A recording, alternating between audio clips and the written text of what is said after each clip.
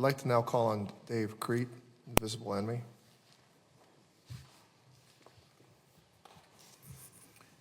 Thank you, Ranking Member Takano, and the rest of the members of Congress that are in attendance for putting this on and giving those of us like me who's never had that voice in one of these rooms the opportunity to speak and address our issue. I represent a group of people that don't have a dot on that map. I worked in an area that's called the Nevada Test and Training Range. It's a place that people think mythical green people are at and things, but it's not quite so cool, but cool enough. In our service, we never knew what we were being exposed to. Our commanders didn't know, and sadly, most of our commanders are dead.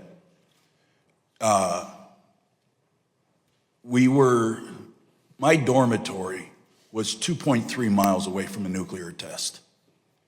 Front gate of my base was 5 miles away from a nuclear test, 6 miles away from a nuclear test, 8 miles away from a nuclear test, and 13 miles from a nuclear test.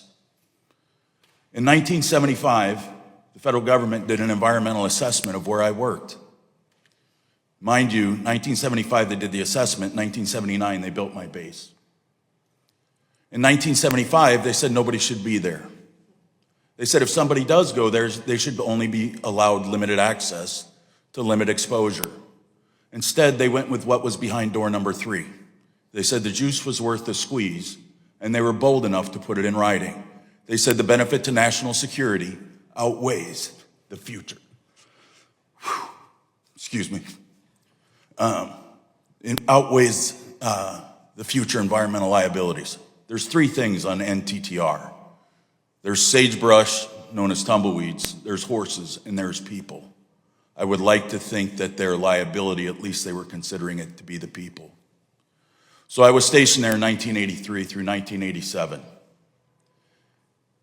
About 10 years ago, Facebook, wonderful social media, we started finding one another that we worked with. And at the very first barbecue, which was at my house, there was 8 people in my backyard, including myself.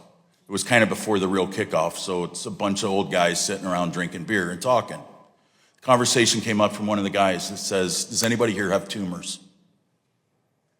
I instantly spoke up. I had one the size of a grapefruit removed from my back. Now you won't unsee it. There's a little one on my forehead, there's another one on the top of my head, and there's about 20 more around my body. Okay, there's 3 on my thyroid, there's 1 in my lungs. I have a brain cyst. I have brain atrophy. Left side of my brain is shrinking and dying. That's not too bad.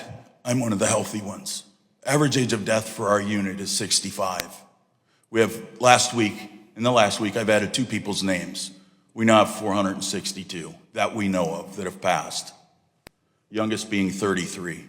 I don't know anybody yet that's made it to 80.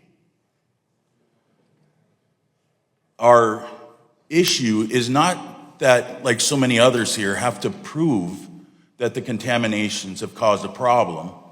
The Department of Energy in 2000 was able to have a bill signed by President Clinton called the EEOI-CPA. That bill took care of the person that cooked my cheeseburger at my chow hall, but refuses to take care of me, the guy that ate it. Just think about that.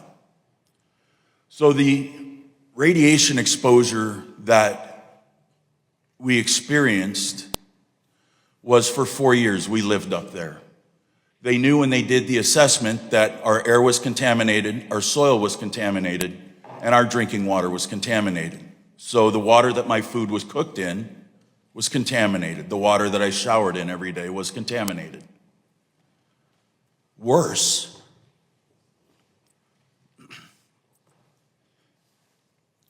is the fact that my wife had 3 miscarriages.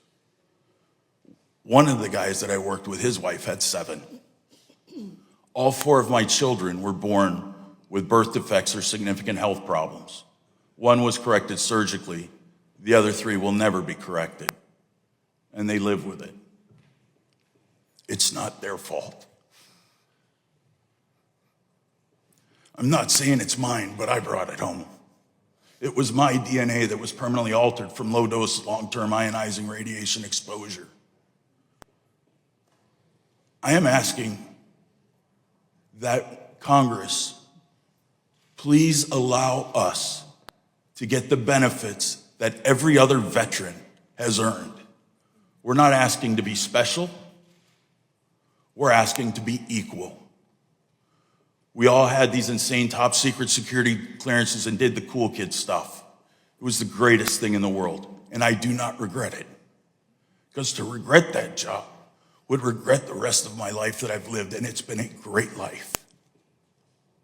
And I'm proud of what I did. Every member is proud of what I did. But I sit in front of you as one, being alive, and two, being healthier than so many others. So this opportunity I appreciate. But I ask that we become an equal member of the veteran community. And strangely enough, it's a huge ask.